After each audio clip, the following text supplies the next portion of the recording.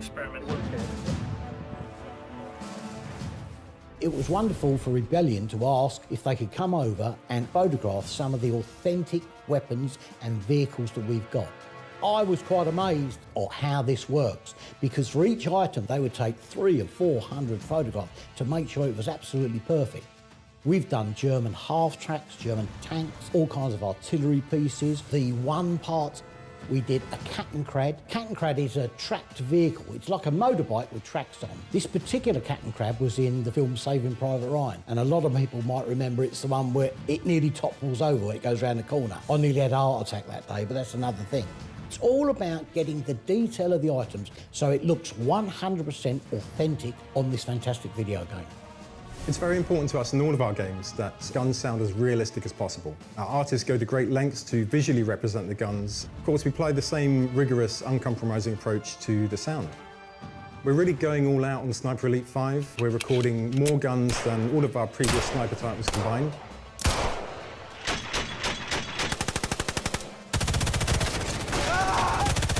We all know Carl likes to sneak around, stealthily picking off the enemy with his silenced pistol.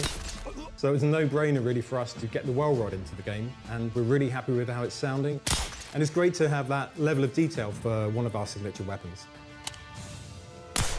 So we're really going for authenticity. Sniper Elite is a very cinematic sounding game. So when you hear a rifle in Sniper, we want it to sound big, we want it to sound exciting, but we also want it to be based in realism. We're going to be setting the microphones up at various points down range from the guns so that we can get a number of different perspectives. So we'll be recording up close, we're going to be recording far away. Close recordings will give us some nice mechanical detail. And the distant recordings that we can use for distant gunshots in the game. So the most exciting gun for me to capture is probably the Thompson. It's a gun that has a lot of history. Hearing all of the mechanical parts moving, recording every single element of it, and the firing itself was just really fun.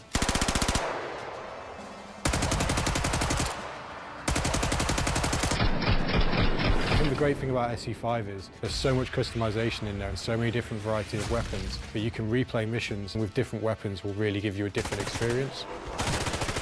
Kind of gone to town from front to back, stock, magazines, receivers, through to barrels, scopes, iron sights. There's a lot in there.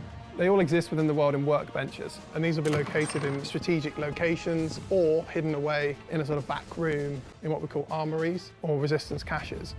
This allows the players to change their playstyle in real time without having to go back to the front end or committing to a loadout from the start of a mission. So in SE5, we've added the ability to look down iron sights, which takes you more into a more immersive first-person style view.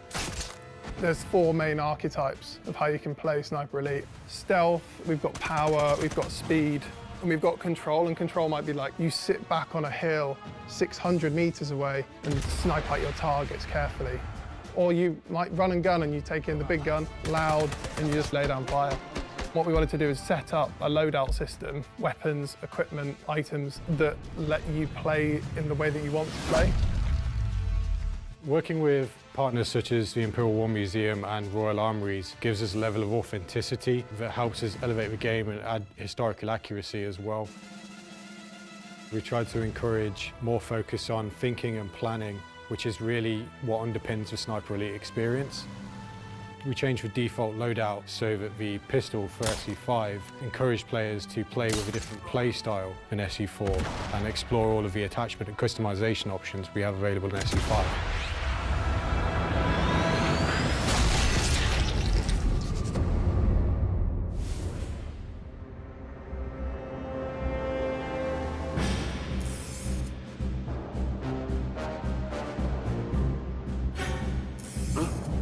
Whose footprints are these?